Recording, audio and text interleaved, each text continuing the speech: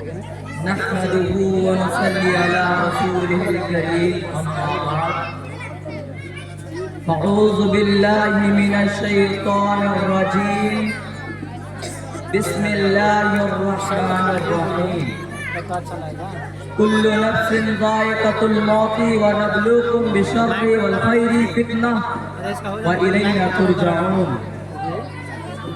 معزز و محترم صدر محترم مشفق اساتذہ کرام اور میرے سامنے بیٹھے ہوئے عزیز دوستوں، آج کی اس سالانہ انجمن میں میں جس موضوع پر روشنی ڈالنا چاہتا ہوں وہ ہے فتنوں کے دور میں مومن کا کردار. آج ہمارے سماج میں ہر طرح کے فتنے ہیں، جیسے مال کا فتنہ، شباب کا فتنہ، شراب کا فتنہ، اولاد کا فتنہ، میڈیا کا فتنہ، فرقہ واریت کا فتنہ اور بہت سارے فتنے ہیں. ان فتنوں سے بچ کر ہمیں ایمان کو بچانا ہے. محترم سامعین، اس رنگین دنیا میں اللہ تعالیٰ مختلف طریقوں سے آزماتا ہے تاکہ دودھ کا دودھ اور پانی کا پانی الگ ہو جائے. اس رنگین دنیا میں اللہ تعالیٰ مختلف طریقوں سے آزماتا ہے. کسی کو مال کے ذریعے آزماتا ہے، کسی کو غریبی کے ذریعے آزماتا ہے، کسی کو صحت دے کر آزماتا ہے تو کسی کو بیماری کے ذریعے آزماتا ہے. محترم سامعین، سورہ انبیاء سورہ نمبر 21 آیت نمبر 35 کے اندر اللہ رب العالمین فرماتا ہے کل نفس ذائقۃ الموت ونبلوکم بالشر والخیر فتنہ والینا ترجعون.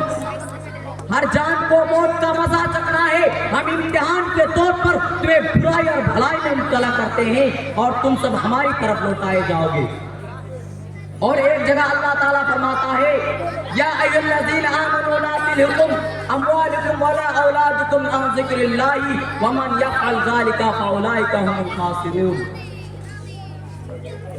کہ تمہاری مال، تمہاری اولاد تمہیں اللہ کی یاد سے غافل نہ کر دے، اور جو ایسا کرے گا وہ گھاٹے میں ہے.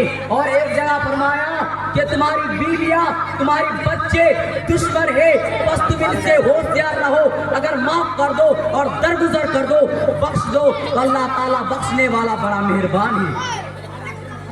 اور تمہاری مال، تمہاری اولاد تمہاری آزمائش ہے اور اللہ کے پاس بہت بڑا اجر ہے. مال کی فتنہ، مال کی محبت، دنیا ہمارے اندر کوٹ کوٹ کر بھری ہوئی ہے. ہم مال کمانے کے چکر میں یہ ہے حلال و حرام کی تمیز ختم ہوتی جا رہی ہے. مال آنا چاہیے چاہے جہاں سے آئے، جیسا کہ اللہ کے رسول صلی اللہ علیہ وسلم نے فرمایا لا يدخل الجنت جسد غذي بالحرام. وہ جسم کبھی جنت میں نہیں جائے گا جس کی پرورش حرام سے ہوئی. اور ایک دوسرے حدیث میں ہے کہ حضرت عبداللہ بن عمر کہتے ہیں کہ جس شخص نے 10 درہم کا کپڑا خریدا، ان میں سے 1 درہم اگر حرام کمائی کا ہو، جب تک اس شخص کے بدن پر وہ کپڑا رہے گا تب تک اس کی نماز کبھی قبول نہیں ہوگی.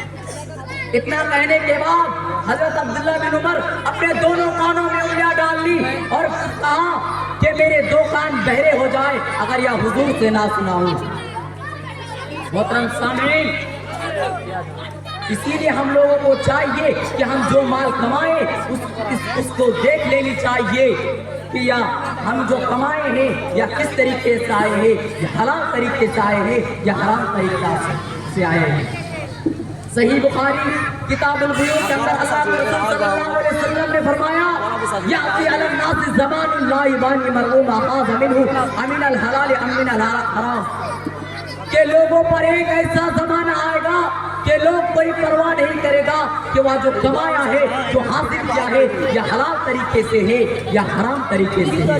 محترم سامعین، جیسا کہ اللہ تعالیٰ فرماتا ہے فَإِذَا قُضِيَتِ الصَّلَاةُ فَانتَشِرُوا فِي الْأَرْضِ وَابْتَغُوا مِن فَضْلِ اللَّهِ. بس جب نماز ہو چکے تو زمین میں پھیل جاؤ اور اللہ تعالیٰ کی فضل و رزق کو تلاش کرو. سورہ قصص میں ہے وَلَا تَنْسَ نَصِيبَكَ فِي الدُّنْيَا، اور جو تمہارے دنیا میں جو حصہ ہے اسے نہ بھول جاؤ. اور ایک حدیث میں اللہ کے نبی صلی اللہ علیہ وسلم نے فرمایا ویسا میں تقریر ختم کرنا چاہتا ہوں. آخر والا دعا سے دعا ہے ہم سب مسلمان بھائیوں کو فتنوں سے بچنے کی توفیق دے. آمین. واخر دعوانا الحمدللہ رب العالمین. السلام علیکم.